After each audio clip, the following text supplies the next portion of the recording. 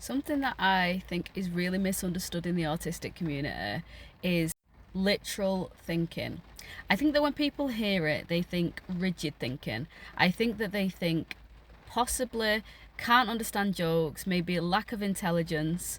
But I wanted to explain how it shows up for me. Because for me, it's more about predictability, it's more about clarity, and it is more about logic often. And in many ways, I might come across as naive, and I understand that about myself now.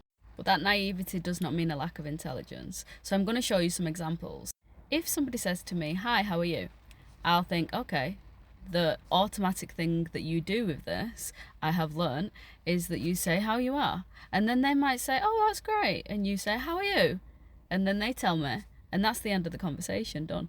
But I've come to learn that for non-autistic people, that actually sometimes this is just an invitation. It's a doorway for a kind of more nuanced, kind of expansive conversation. And I'm not fully too sure how to navigate that.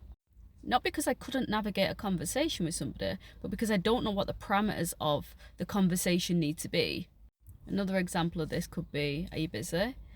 I might literally think, "Are you busy?" and answer in terms of what is actually happening in the moment. Or I might infer at this point of my development where I might be like, they might mean in general from the week. But then as I might begin to divulge into how busy my week is, if I'm not getting the reception, I can pick up on that. Like, I know that they're like, "Oh God, she's going on a bit too much." But I don't fully understand why, because I don't know why you've asked me the question then.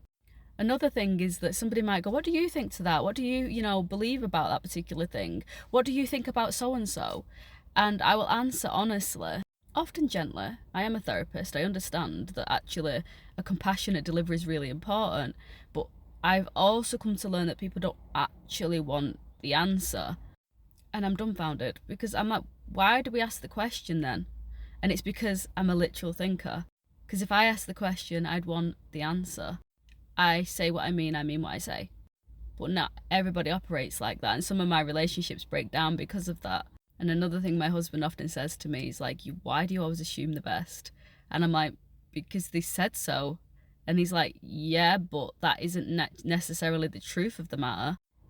And it often leaves me confused because I'm like, as autistic people, and again, I know that this is absolutely changing, but we can often be seen as the ones who have like communication problems. And I'm like, because that feels more like a problem to me where I have to guess what you mean. I have to weigh up your actions against your words because they're not aligned. Like, and then the strong sense of justice kicks in where it's like, you're not who you said you was. You don't mean what you say.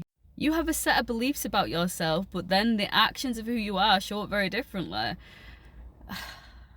But that is how my literal thinking shows up.